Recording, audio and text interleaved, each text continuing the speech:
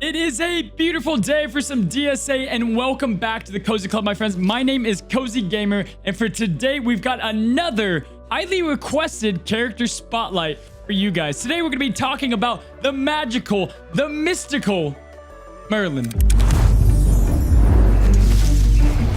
So Merlin is one of those characters that has survived since global launch and has continued to be a great character within DSA. He definitely got a very nice touch-up with the T7.5, both stat and ability-wise. And early on in the game, back in beta and early global launch, Merlin was an absolute unit. However, he did see a little bit of a downfall over the summer months, and he's now rising back up the charts for you to use on some awesome teams. Cozy Club, what if I were to tell you that Merlin combined with Elsa, no Baymax, can easily take down super silence teams, guys? Merlin has so many unique things that only he can pull off, and that is why I am fascinated with theory crafting with him in particular. And he got so much speed with the new update that it makes him up to scuff with the rest of the meta teams out there. And you can absolutely use him in so many different teams and so many different characters to be able to spam abilities and make things that normally shouldn't happen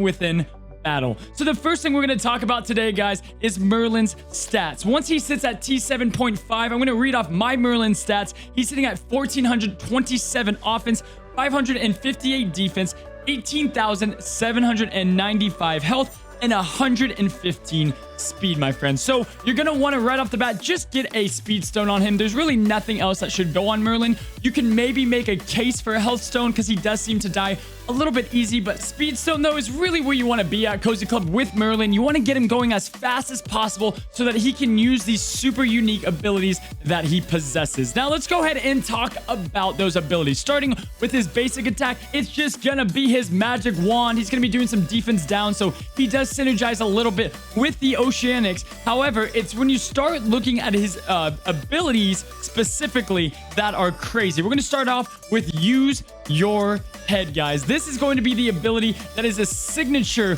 move that makes Merlin so unique, and no one has come close to offering what Merlin can do in battle. Essentially, guys, he's going to be offering tactics.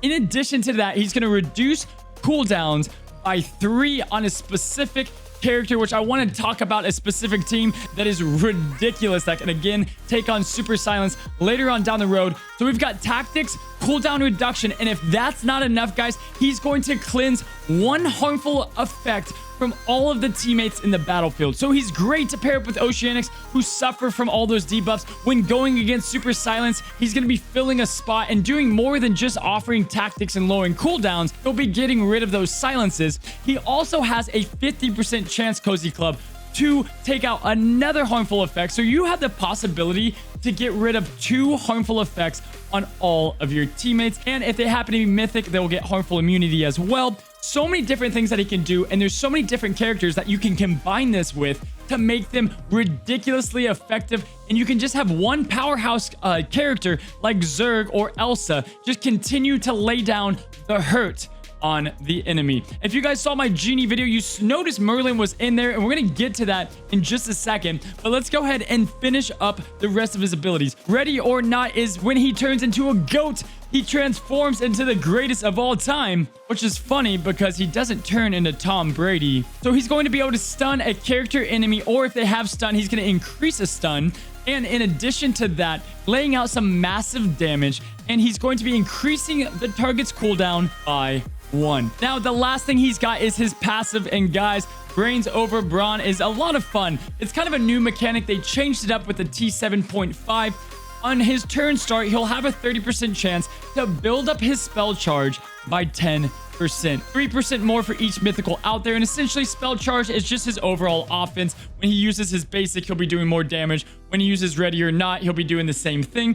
And so each time that Merlin goes, he has a chance to get stronger and stronger. So he's not a guaranteed Super Saiyan toon like we've talked about in the past, but still very effective on his own, and he doesn't need a lot of people around him to do his job right. Now, I always want to talk to you guys about if you can use them in a free-to-play standpoint or in a pay-to-play standpoint. And Merlin at T7 is going to be a lot better because of that speed, and you can add the extra cleansing of harmful effects. The main reason I use Merlin, for the most part, for this team that can take down the meta is not because of that ability. So you can use Merlin with the tactics and with the cooldown to put out massive damage out to the enemies. Cozy Club, if you do have T7 though, it is going to help a lot, especially if you don't have Baymax, as you'll be able to cleanse those harmful effects, which are just coming more and more dominant throughout the meta that we're facing, and really they're probably going to be involved in lots of metas to come. Merlin's got a lot working for him. So let's talk about where do you use Merlin. Now, right now, Club Conquest is a great use for him. I throw him in with kind of a beer bash team.